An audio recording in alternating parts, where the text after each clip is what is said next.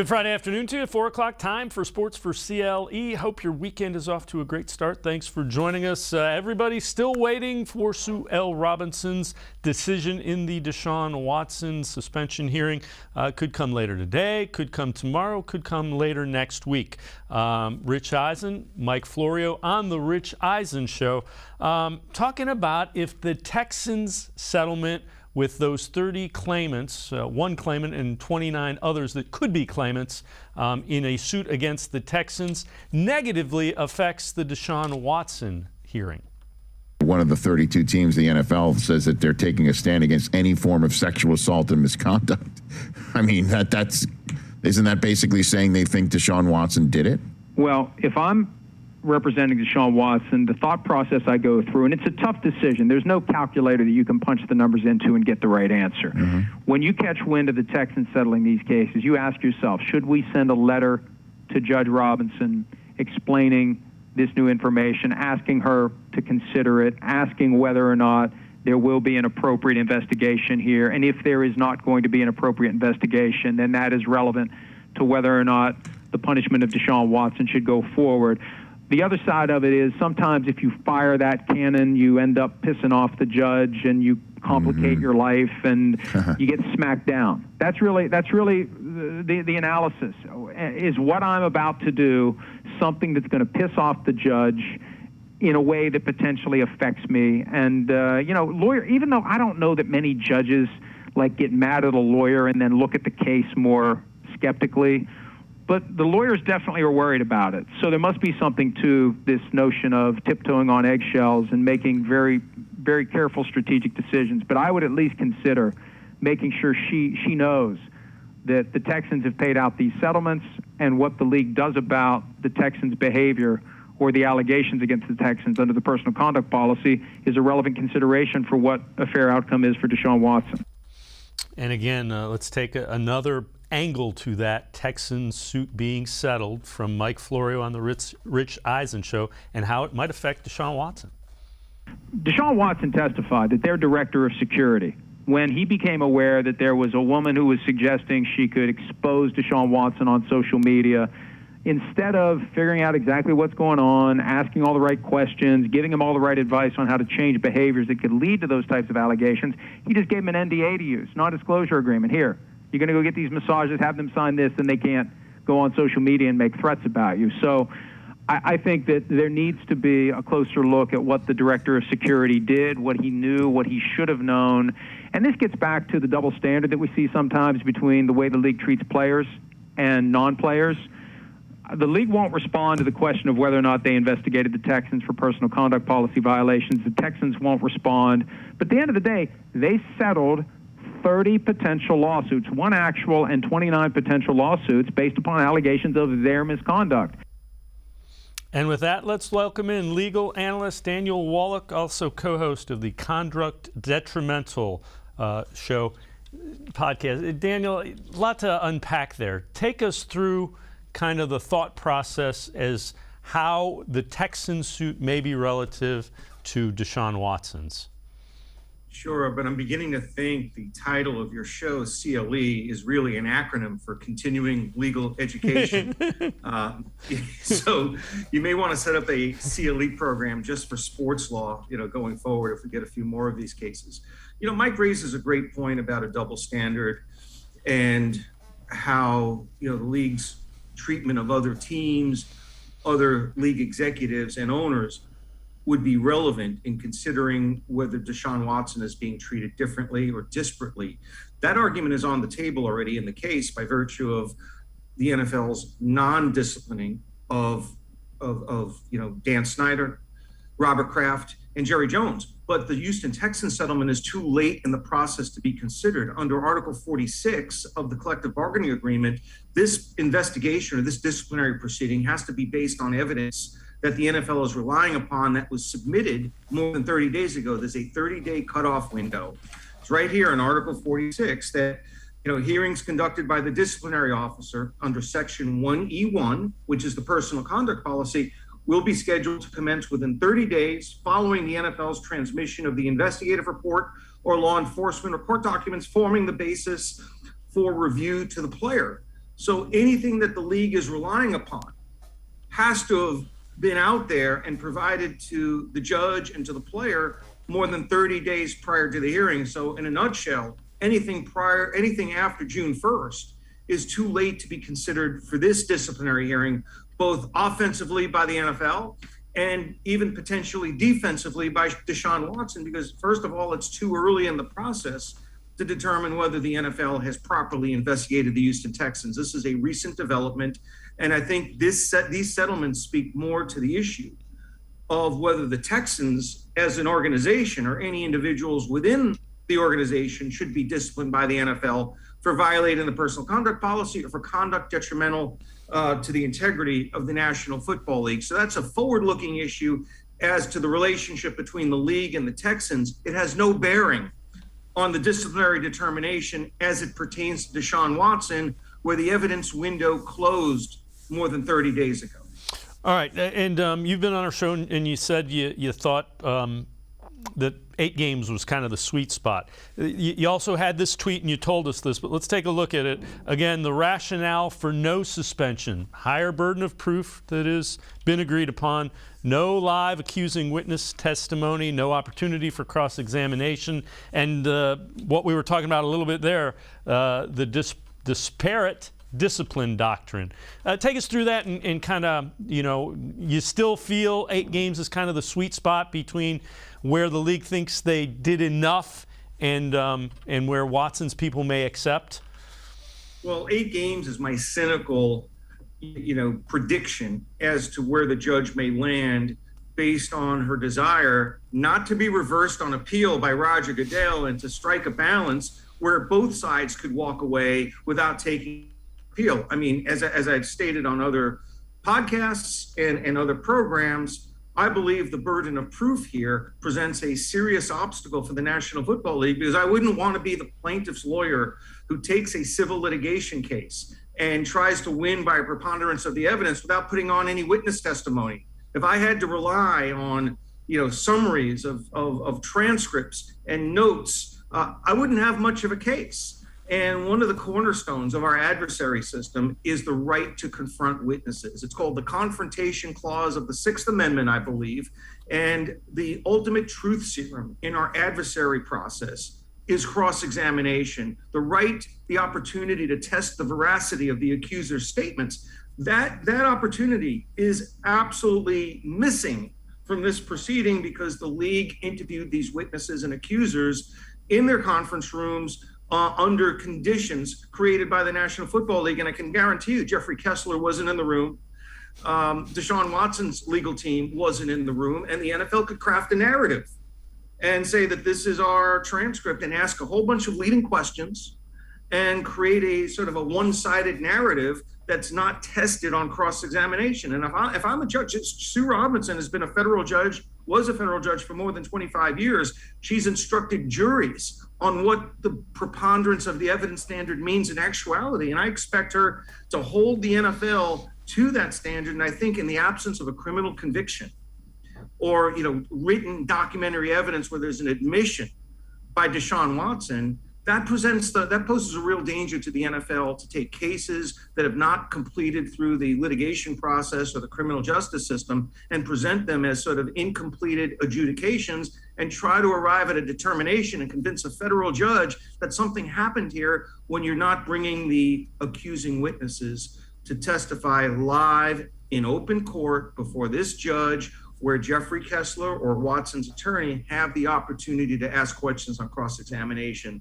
So the burden of proof, the absence of live witness testimony, and the disparate discipline issue, which is replete through the NFL's history in regards to how it's treated Dan Snyder, Haslam now, Robert Kraft, Jerry Jones, and who knows who else is out there, maybe the Houston Texans. So rather than subjecting league officials to a higher standard, which is what the personal conduct policy actually says, that these officials are held to an even higher standard than the players. In actuality, they skate free and clear without so much as an investigation. That cries out for selective enforcement and disparate discipline. And when you add all these elements, the selective enforcement, the absence of live witness testimony or cross-examination, and then burden of proof, which means that it's more probable that something happened than it didn't happen, more likely than not.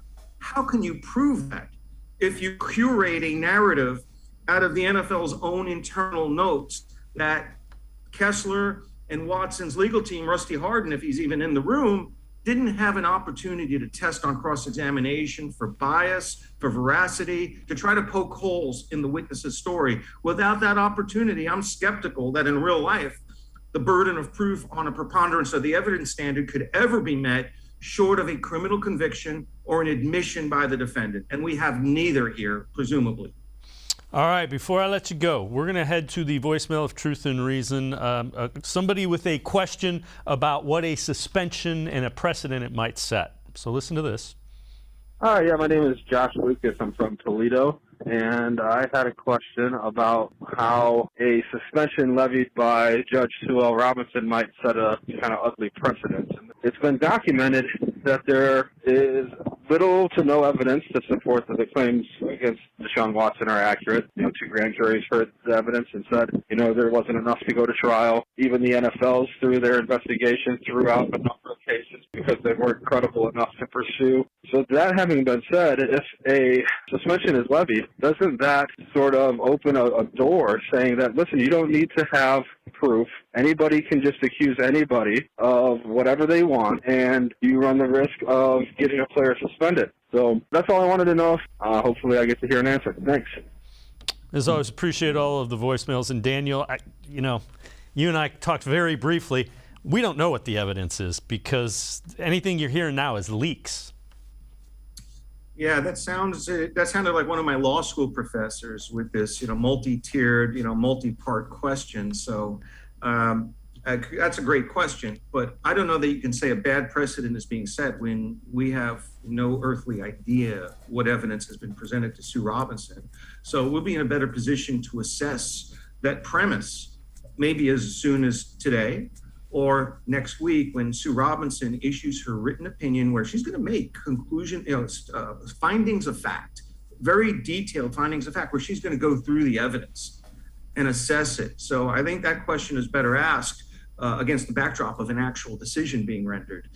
So I'm not quite prepared to say that there isn't sufficient evidence because we don't know what the evidence is. In the absence of really having that kind of detail, it's premature to speculate that this would set a bad precedent. I think it might set a bad precedent if she ignores the absence of any discipline in some of the other cases involving NFL owners. That would set a bad precedent if owners could be held to a lower standard by the NFL despite statements to the contrary in the personal conduct policy, and then Sue Robinson ignores that. And if she ignores that in this case, what that really says going forward is that no NFL player is going to be able to rely on the disparate discipline doctrine as it pertains to other NFL owners. They might be able to point to discipline rendered in other player cases, but this case is truly a test of the vitality of the disparate discipline doctrine. That's far more important to me than whether the evidence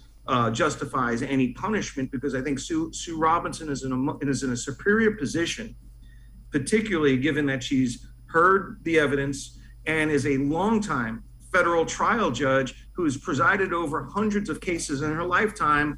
I'm not in a position to question anything that she reaches as an outcome, because this is exactly the kind of person that Deshaun Watson should want to have presiding over his case, because in past disciplinary cases involving Ezekiel Elliott, Tom Brady, many, many others, it's always been an NFL employee, a lackey, somebody whose compensation is paid by the National Football League and brings that inherent bias to the table.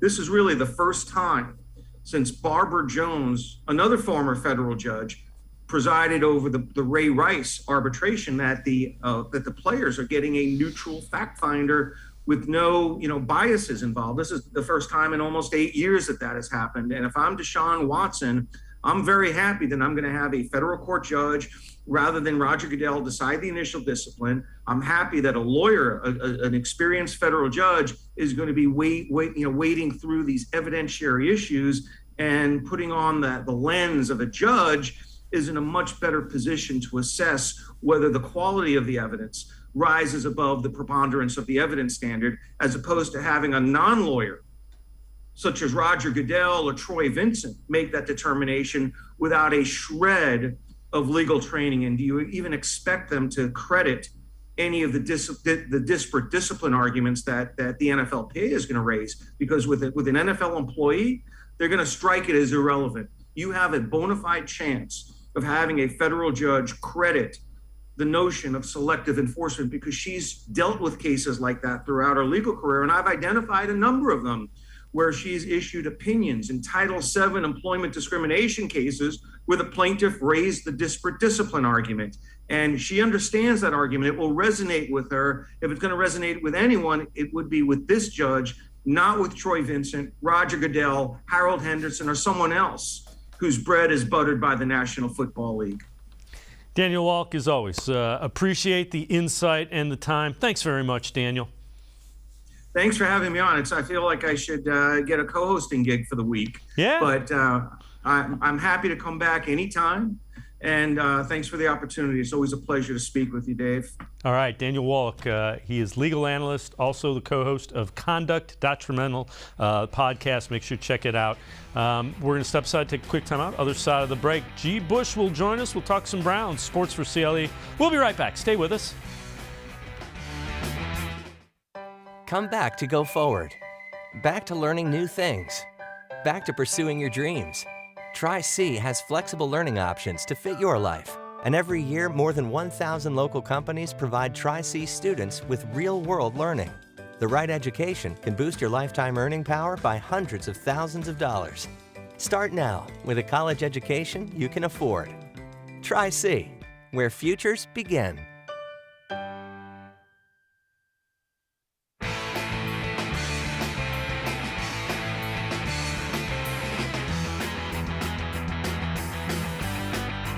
Sports for CLE continues. We continue talking Browns. So one of the big questions when Deshaun Watson gets back on the field, is he going to be rusty? Dan Orlovsky, former quarterback and analyst for ESPN from the Pat McAfee Show, talked about what he expects to see from Deshaun Watson when he's back on the field.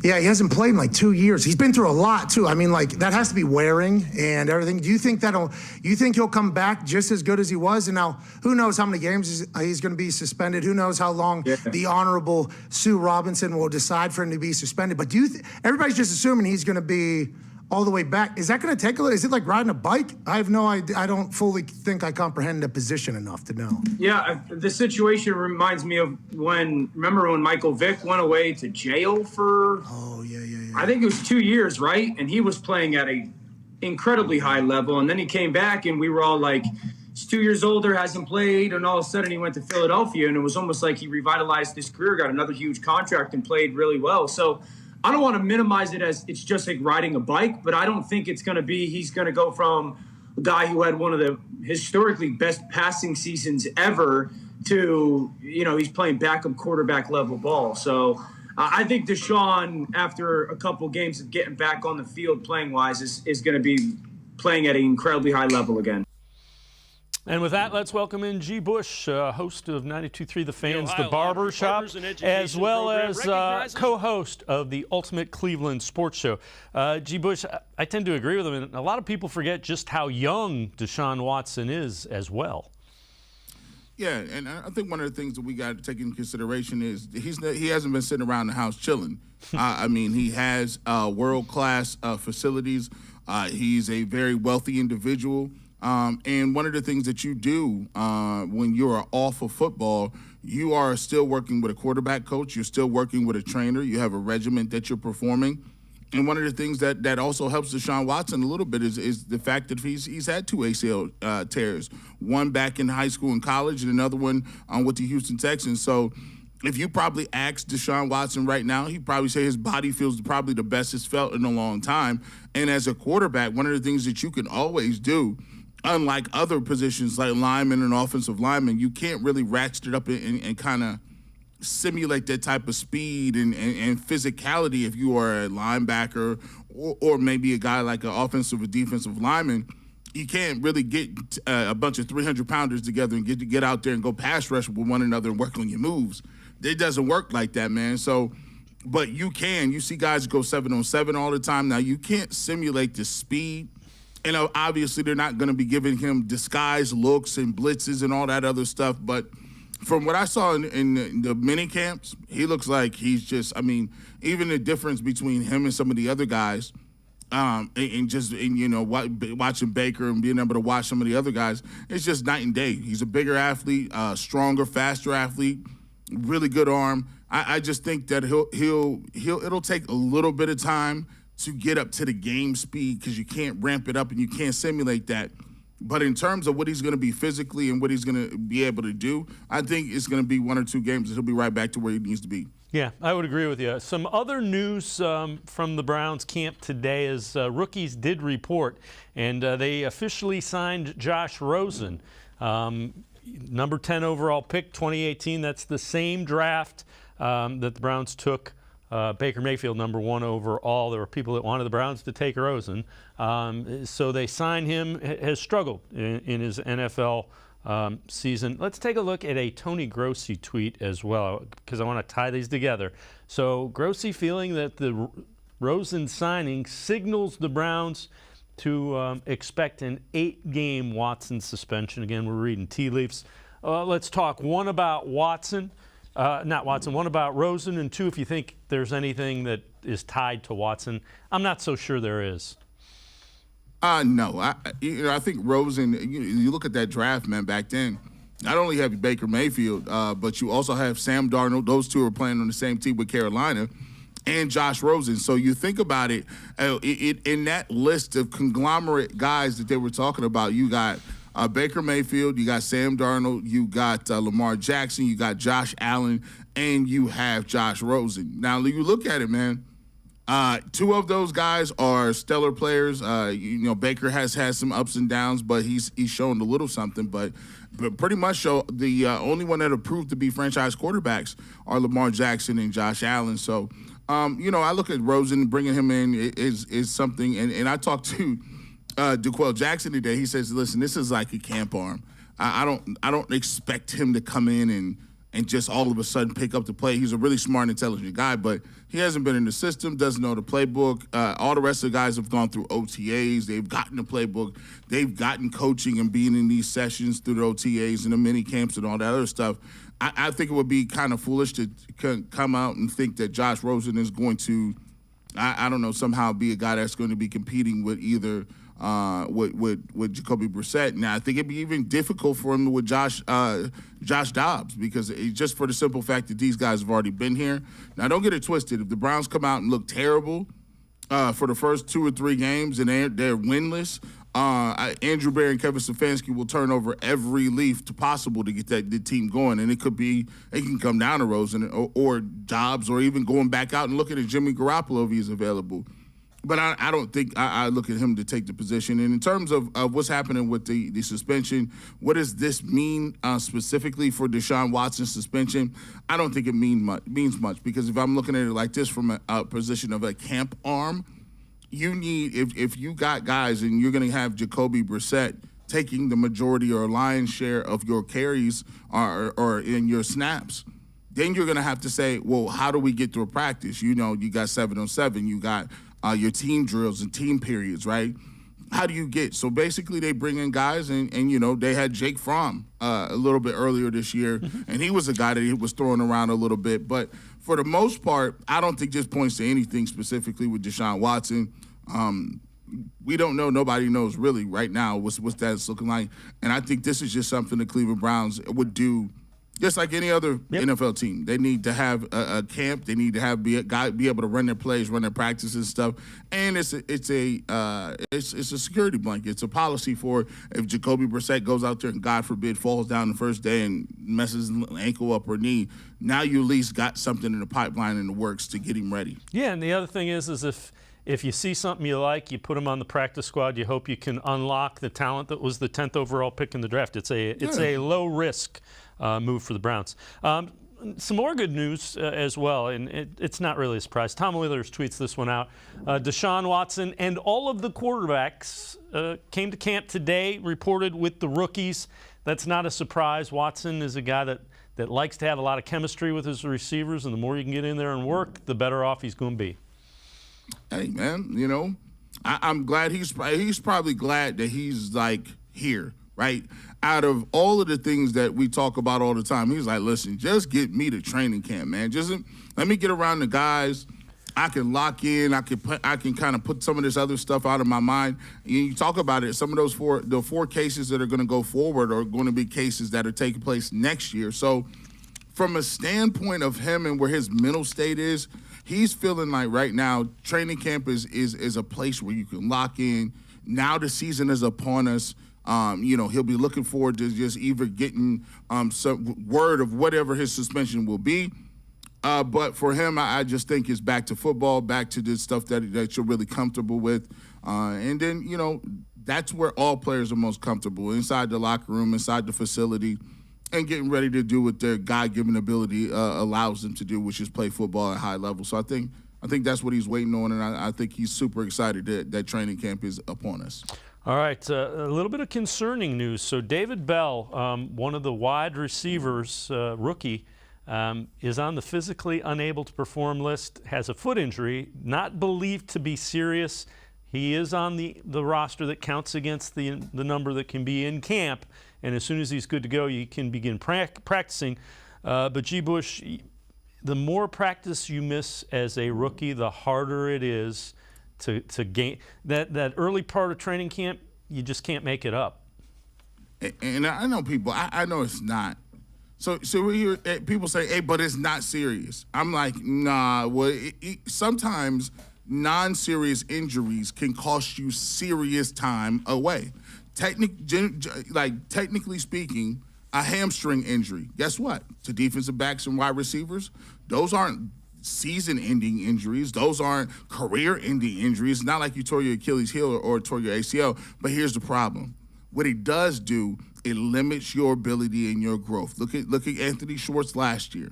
Anthony Schwartz was in and out of camp. He had the hamstring, then he had the concussion, and he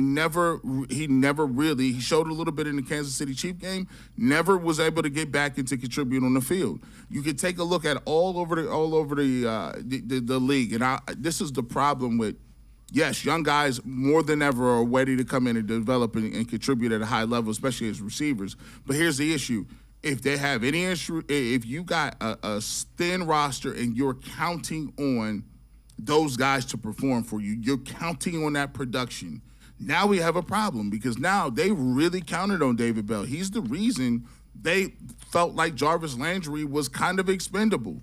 Now you look at an already thin position, and I get the fact that, hey, it's not threatening. It's not gonna like he's going to be sidelined the whole year. But like you said, anytime you have an opportunity to be on the field, you're behind the 8 ball. You need all the reps you can get. You need all of the looks. You need to learn what the coverages is. You need to learn, hey, where's my chemistry with my quarterbacks? Where do they like to throw the ball? Where are my breaks? Where I come out of my breaks and cuts? Where's my eye supposed to be when I'm running my routes? You can't do that on camp hamstring and camp ankle over, riding the bike, man. That ain't gonna get it done. I think the Browns need to really consider now taking a look at some of these receivers. It was already borderline that we might need one. I think that they need to take a look at one, get a veteran receiver and bring him in here. Yeah, they need to get Bell back on the field, or absolutely look at a veteran to get in here.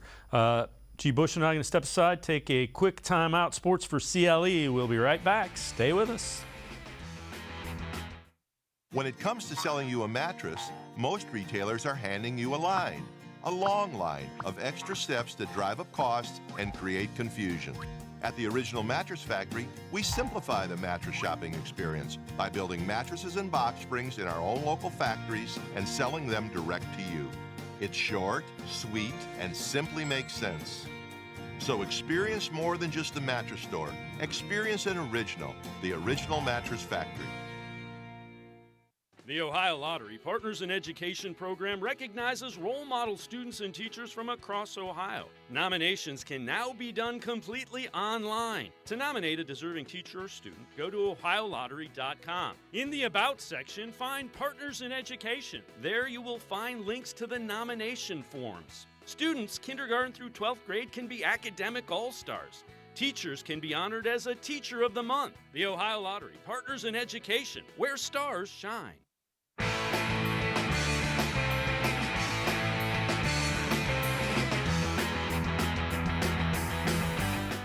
We continue talking Browns with G. Bush, host of the Barbershop 92.3 The Fan from 8 until noon on Saturday. Also co-host of the Ultimate Cleveland Sports Show. You can catch that 11 to 1 o'clock on YouTube. Let's take a look at the Madden quarterback rankings that came out. So number 1 is Tom Brady. Aaron Rodgers is number 2. Brady at 97, Rodgers 96, Mahomes 95, Allen 94 at 4. Joe Burrow cracks top 5 at 90. Down at 11th, you have Kyler Murray and Deshaun Watson tied at 84. And G. Bush, again, there's probably a little bit of a bias because he hadn't played much. So, you got to look at the numbers, the arm strength, and the speed. I think that's it's a little bit low for him. Man, these dudes, this is a travesty. Listen, man, you guys got some explaining to do. This is unacceptable. The fact that you got him one notch above Ryan Tannehill, are you serious? Ryan Tannehill? And furthermore, I know y'all like Dak Prescott. I know they love Dak Prescott, but 90, 89, 90 for Dak Prescott? Now, mind you, they used to send me the video game early so I could play it. They tell you what it used to be. Now, this Madden stuff, I don't know where you're going. First of all, you had a travesty the other day. Now, I'm not a Bengals guy, but Jamar Chase is at 87. Come on, 87? Come on, he's probably one of the best receivers in the game. But this one it's disgusting, man. I told people this, and they thought, G. Bush, man, you be playing around. You think you're animated. I don't know. Man, look, you get used to this. Deshaun Watson, I'm telling you now, he could throw for 5,000 yards and rush for 1,000, and they will find a reason not to vote for him for MVP.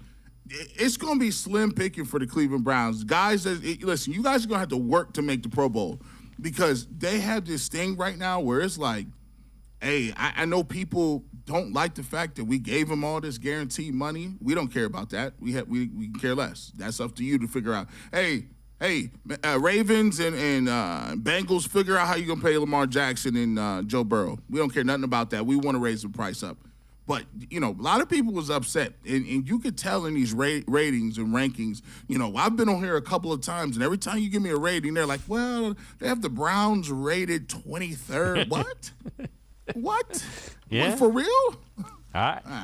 Here's another one for you. Predicting every team's biggest bust of 2022. This is from the Bleacher Report. They go with Amari Cooper. Cooper's coming off a relatively disappointing 2021. Caught only 68 passes, 865 yards, 8 touchdowns. Cooper couldn't take full advantage of single coverage he often faced thanks to high-end teammates like CeeDee Lamb and Michael Garrett, drawing plenty of defensive attention. Gallup was injured most of the year, so I'm not quite sure how that figures in. But I do strongly disagree. I am not concerned about Amari Cooper. I don't know. I guess. Yeah. I don't want to say these people aren't watching the game, but the fact that Michael Gallup is coming off of ACL, and the fact that Michael Gallup has never been a number 2 receiver. I'm confused as to why Michael Gallup is now getting a single coverage. When you look at Amari Cooper, he was the guy that was on the squad that was the number 1 receiver. Now, if you want to move on to say CeeDee Lamb is the guy that you guys got now and that's who you want to spot shadow, that's great. But please don't mention Michael Gallup like he's somehow the next coming of Michael Irvin or something. That's not the case. And he's coming off injury. Now, Amari Cooper is just a guy that all he consistently does is hover around 1,000 yards. All he consistently does is catch the football. And on top of that, when you talk about he getting 8 touchdowns, which is, by the way, have you checked what our receivers were doing last year? They wasn't getting 8 touchdowns. We take 8 touchdowns all day and twice on Sunday. I think once again, it's that sliding it's that sliding buffer that they keep giving us. They're like, yeah, you guys got Deshaun Watson, but we don't know he's going to play ever. So we're gonna knock down everybody a couple ticks here. Now the funny thing is Madden has Amari Cooper at a 90. I mean, he's higher than Jamar Chase, which is false. Some of these guys, we got to check their stats and resumes, man. This is getting unacceptable. Yeah, I'm with you. All right, this one is always acceptable. Take a look at Nick Chubb. We've seen him do a couple of impressive things over the past week. This is 610 pounds. They call it a tsunami bar. You know what that is. It bends. It doesn't hold the weight. Makes it even harder. And he squats it without any problem at all. And he did it twice. 6'10" on a tsunami bar. It drew an interesting reaction from one of the high-name teammates, Jeremiah Usu-Koromoa, on Instagram. Do we not have camp on Wednesday? Crazy, right? Yeah. This who like. And this is the funny thing about that. Shout out to JOK, man. You are a young pup, but you are well above your knowledge of your age, because you understand. You got to save yourself. I'm saving all myself. I'm looking around like, listen, my wife said, can you carry groceries in? Oh, I can't do that. We can't do that. I got camp Wednesday. Your mom's like, hey, do you want to go out to breakfast tomorrow? Nope, can't do that. She's like, but it's just eating. Nope, that takes. I got to get in the car and start it up. That's a lot of injury. I gotta camp on Wednesday. The fact that he's done this multiple times now, is he just going to regular high schools and just getting under the most weight he can? It was his, and just knocking it out. It was his high school, so he was doing that back at his alma mater. So, you know, good for him for staying connected to the program that he kind of grew up in. Good for you, buddy. Yeah, no kidding. But it's impressive. It's always impressive when you watch him in the weight room. G. Bush and I are going to take one more time out. Other side of the break, we'll talk more Browns. Sports for CLE. We'll be right back. Stay with us. Come back to go forward. Back to learning new things. Back to pursuing your dreams. Tri-C has flexible learning options to fit your life. And every year, more than 1,000 local companies provide Tri-C students with real-world learning. The right education can boost your lifetime earning power by hundreds of thousands of dollars. Start now with a college education you can afford. Tri-C, where futures begin.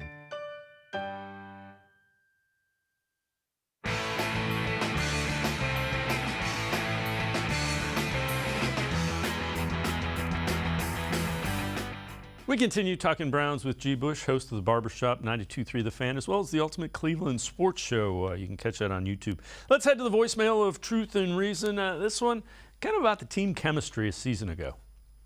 Hey, guys. About Baker Mayfield. Forgetting for a minute his inconsistent on-the-field play the last 4 years, I'm wondering if he was difficult for the coaches to deal with in meetings and with a locker room lacking unity. Were his agent or immediate entourage wearing thin with the Browns management? Looking back at his injuries, each week, didn't the Browns have to wait on Baker's personal medical people to have a say on his ability to play each week rather than the Browns' team doctor or trainer? And I would ask, is that commonplace in the NFL? Poor play on the field is one thing, but the intangible stuff and bad team chemistry also can be a factor in moving on from a player. Appreciate you guys shedding some light. Go Browns. As always, appreciate all the voicemails. G. Bush, I don't know that it was a matter of his medical team needing clearance. They did get a second opinion to make sure, and you do that with a guy who is, you know, playing for a long-term contract.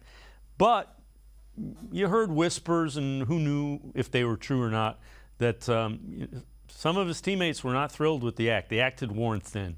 At least I had heard that.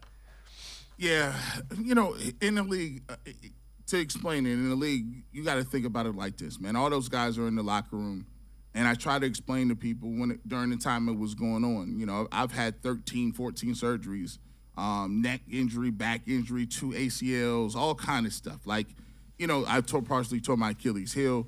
All of that stuff, you know, everybody is dealing with something after you start the season. From the time they report to the end of the season, nobody's 100%. Everybody has something. You got to maintenance, you got to rehab it, you got to make sure you get your ice, your treatment, and doing what you need to do to play.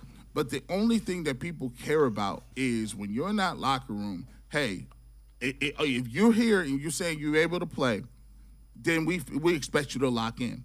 And I think one of the things that really got them was this. When he was playing the whole season and he obviously wasn't playing well, and he was talking about the surgeries and the injuries.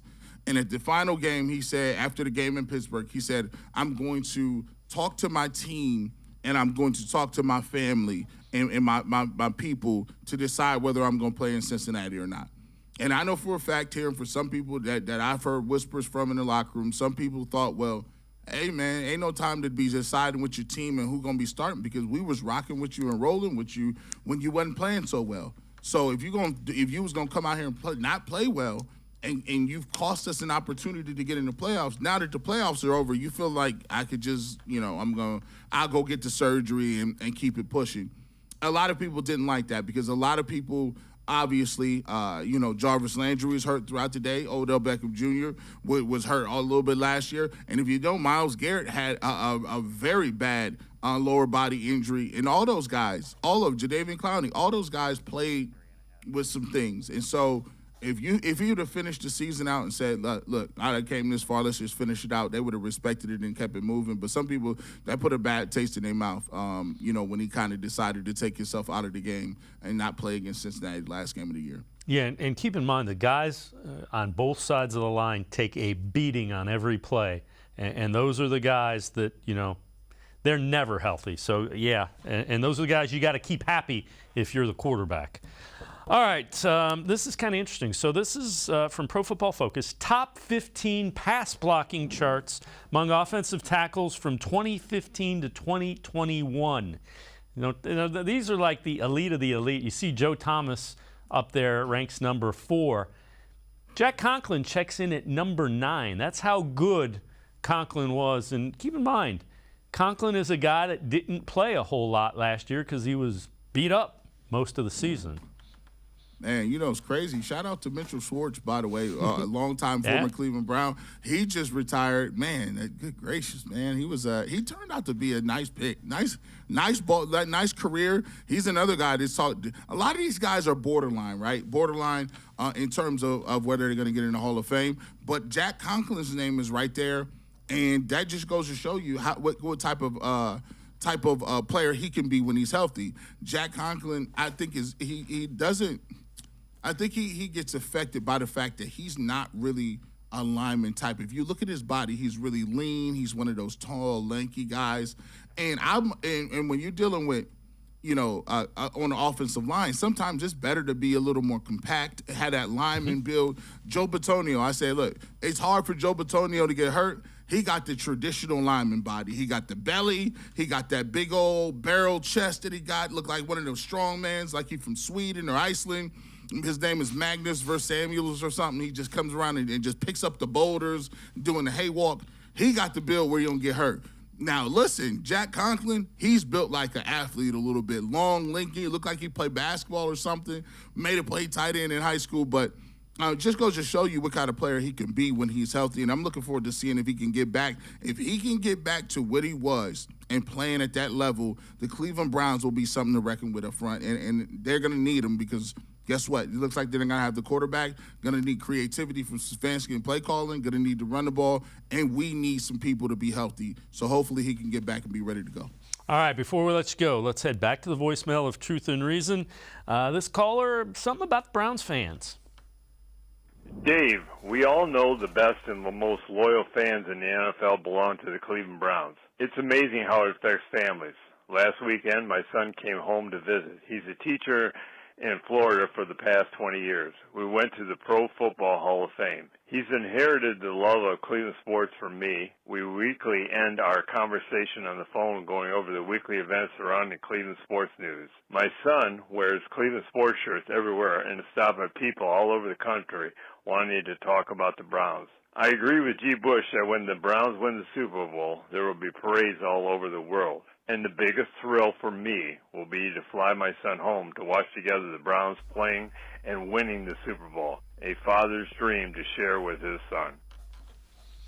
All right, as always, appreciate all of the voicemails. And G. Bush, the thing that, and I can't remember which NFL player I heard say it might have been Anthony Walker, said when the team went 0-16 and the fans still showed up, so that doesn't happen. And it happened here. I tell you what, man, it's just how many sons and fathers. Every single year, when I do my radio show, I get people and I call it their resume. They call in and say, "G. Bush, first and foremost, I'm a season ticket holder." I'm like, check. First and foremost, me and my father, we saw. I was there, 1964. Check. I remember watching Jim Brown. So they got the resume ready to go. And you know how many people will call and say, unfortunately, my father passed away a year or so ago, and my whole goal was to be able to see and watch these games with him, and it would have been so special to watch the Browns win a Super Bowl. And you don't know how many people feel like that. There's so many, and I haven't even, it's crazy. Me and my dad, my dad is, pushing up there. He's 68, 69 years old. It's just like, man, you never thought about that before. And then you start thinking about it, right?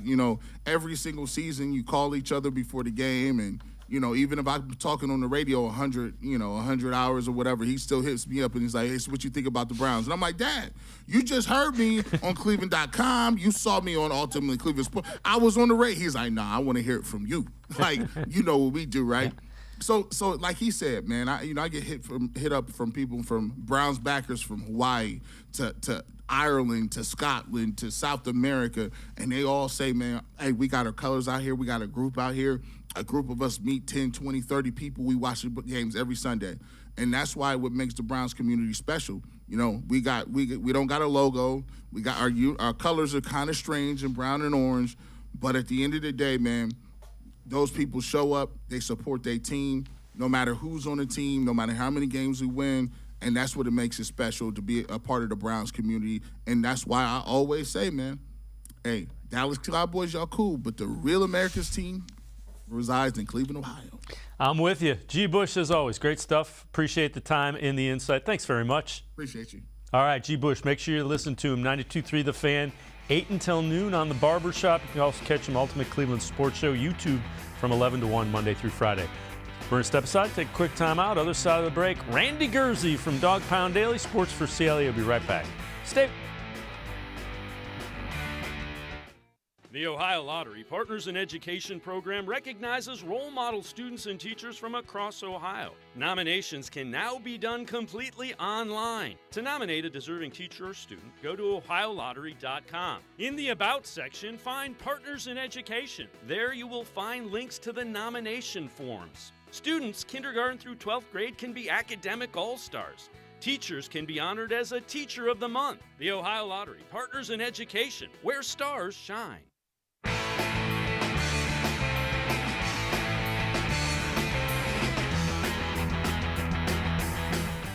We continue talking Browns on Sports4CLE. Let's take a look at this Aaron Wilson tweet. Per league sources, not expected to have the Deshaun Watson disciplinary decision coming today. The expectation of a ruling next week at the earliest. So at the earliest from Sue Robinson, the jointly appointed disciplinary officer. Let's welcome in Randy Gurzi from Dog Pound Daily. And Randy, some anxious Browns fans want to know what's happening. Going to have to wait a little bit longer, it sounds like. Yeah, you're seeing it all day where people just kept asking if this is going to be the day where the news is dropped. They expect the news drop Friday, but it doesn't seem like Sue Robinson has been in any hurry and trying to do it on anybody else's time other than her own. So it's one of those things where I'll believe it when I see it that the news is going to drop. Yep, well, we'll wait and we'll find out, and we will report on it when it happens. All right, I know you've written on this on Dog Pound Daily, so let's dive into it. 4 ways the Browns offense can improve in 2022. So number 4 you had is unleash David Njoku, pretty big free agent signing. Let's break it down 2 and 2. Number 3 is threaten the defense with speed. So take us through those 2 ways that the Browns offense can improve this season.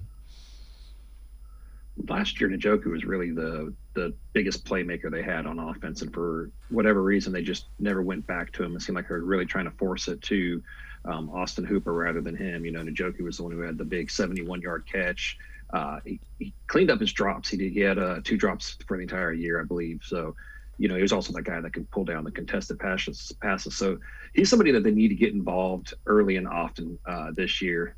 A lot of people kind of gave the Browns some grief because they paid him, top dollar tight end money based on a lot of projection, but he has the athleticism to do it. It's just a matter of allowing him to be that physical freak that he is and take advantage of the defense.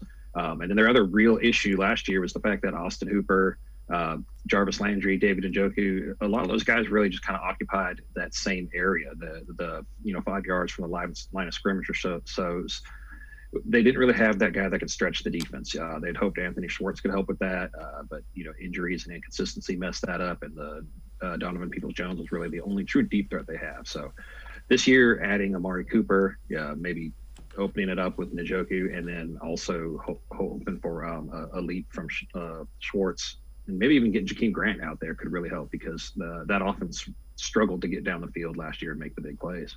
Yeah, and when you talk about threatening a defense with speed, what you're saying is get your playmakers out in space. Make it so that you really have to tackle guys that have athleticism in open space. Exactly.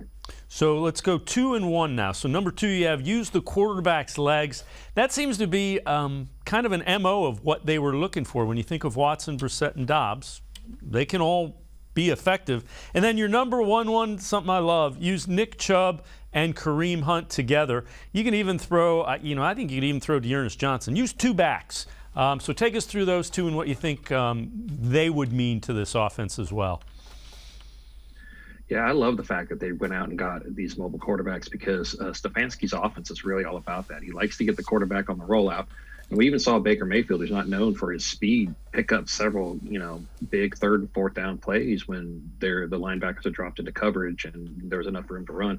The guys they have now can do that. They can, eliminate half the field and just kind of make a quick read. And if it's not there, take off and run, and just giving the defense something more to think about is always good. And as you alluded to, all 3 of these guys can do that. And it's a really good makeup in the quarterback room, I believe. And then as far as Chubb and Hunt, just putting the 2 of them out on the field together is another one of those things where the defense has to be prepared and try to figure it out. They're both really good at what they do, and they both do such different things. As far as, Chubb is that power guy that can bowl people over. He's got that speed to take off and run, but he's going to be kind of a one-cut guy, finds the hole and bowls you over, whereas Hunt is he'll bounce around, he'll do a little bit more. But I think it'd be a good idea to have them both out there so the defense doesn't really know what's coming when one of them is getting the ball. Yeah, and you know what? You could throw Dearness Johnson in that mix too. 2 of those 3, it makes you defend a lot of different things if they're on the field together. Another article that you wrote that how much did the Browns struggle with their wide receiving play? And some of it was due to injury. But they just didn't get the production that you need to be an effective offense in this day and age in the NFL. Take us through what you found there in that article. What I really found interesting when I was looking at this, there was a breakdown of the average separation for receivers. And the Browns were down there with teams like Tennessee and New York, who were the 2 teams that were fared worse than them. But the next team after Cleveland was Cincinnati. So I think that kind of shows what you can do when you have an elite quarterback, which I know you were talking earlier with G. Bush about, with just how good Deshaun Watson is. Even if there isn't a great separation, you could combat that if you have an incredibly accurate and confident quarterback. But yeah, the Browns, they weren't getting that separation. Like I had said, their guys were all basically slot receivers, it seemed like, for the most part, when you had Landry, the 3 tight ends. You also had Rashard Higgins out there at times, and none of them are known for their breakaway speed, and it's fine to have that guy. David Bell's kind of that guy, and they're good. They serve a purpose, but you still need to be able to stretch that defense, back the defense up a little bit, especially when you talk about trying to get better in the running game, because the more that the secondary doesn't have to worry about you running past them and getting a bunch of yard separation, the more they can be close to the line of scrimmage and try to shut down the run game. Yeah, and in fairness to the Browns, I think they thought Odell Beckham Jr. or Anthony Schwartz were going to be that guy, and neither one was on the field enough to be effective. Right. another one that you wrote about, Tack McKinley. Do you sense, and we've kind of started to hear that the Browns are interested. They're kind of on each other's radar. Do you think that could happen? Do you think that likely happens? I could see it happening. The Browns have kind of liked McKinley for several years now. In 2020, they were trying to claim him when he was going through that stretch where he got cut by Atlanta, and then I believe it was Vegas where he didn't pass the physical, and then he ended up in Cincinnati. And each time he was on the wire, they tried to put in a claim for him and didn't get him. But they were able to bring him in last year on the one-year contract, and he played well. The question now is whether or not it would be beneficial to the team. Do they feel like Alex Wright is good enough to be one of the top reserves? If they don't feel like he can do it as a rookie, then it does make sense. But I think it comes down to what you see out of him. Yeah, and an Achilles injury never easy to come back, especially for a guy that needs the explosion that a lineman does as well. Okay, this is 3 rookies critical to the Browns' success. This from Dog Pound Daily. Number 3, defensive tackle Perrion Winfrey, and the Browns are pretty much rolling with young defensive tackles. Number 2 in this one, David Bell, and we'll talk a little bit more about him. We've heard he's got a minor foot injury that's going to start his camp on the physically unable to perform. Number 1 in this one, everybody's looking to Cade York. They need a weapon from that kicking game that can put them in field goal range pretty easily. But when you look at Winfrey, if Winfrey does what a lot of people think he can do, I think he immediately upgrades that defensive tackle spot. The question is he going to be part of that rotation right away, or is he going to have to really, really earn it with guys like Jordan Elliott and Tommy Togiai and even Taven Bryan ahead of him? He really will have to earn it with those guys. The fortunate thing for Winfrey, not so much for the Browns, is the fact that not any of them are really proven. Even Taven Bryan, who was a first-round pick, hasn't really done it consistently in the NFL. Jordan Elliott, I know he was a third-round pick a couple years ago, and they were really high on him. But really, I think the person with the most upside other than Winfrey is probably Togiai. So I do think that he's going to be a part of the rotation real quickly. He's not known as a big-time run stuff or anything, but I think with the attention that guys like Jadeveon Clowney and Myles Garrett are going to command, I think you could see him have an impact as a rookie. Yeah, I think I'm interested to see him get out and play in some meaningful games. David Bell, now physically unable to perform. They say it's a minor foot injury. Man, it's tough when a rookie misses the beginning of his first training camp. Well, obviously a rookie, but you miss time at the beginning of training camp, you just can't make that up. It seems like every time you hear that, it seems like it's an uphill battle for the guy.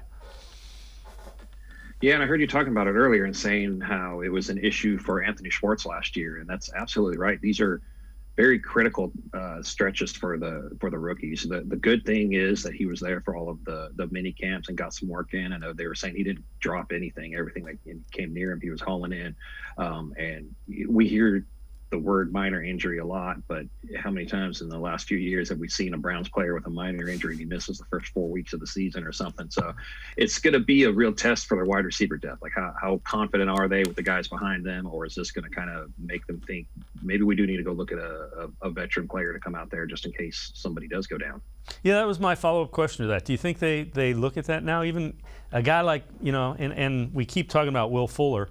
That's a guy that has some chemistry and some success with Deshaun Watson. I know Watson's likely to miss the beginning part of the season at least. Do you think they do that, or do you think they still kind of wait and see exactly how Bell progresses? I think that they're going to wait and see. Personally, I would love to see Will Fuller there. I know he does have some injury issues, but he gives them a lot of that stuff that they needed as far as that guy who can stretch the field. And as you pointed out, he's got that chemistry with Deshaun Watson. So when and if Watson sees the field in 22, that's a guy that he could probably instantly have a connection with.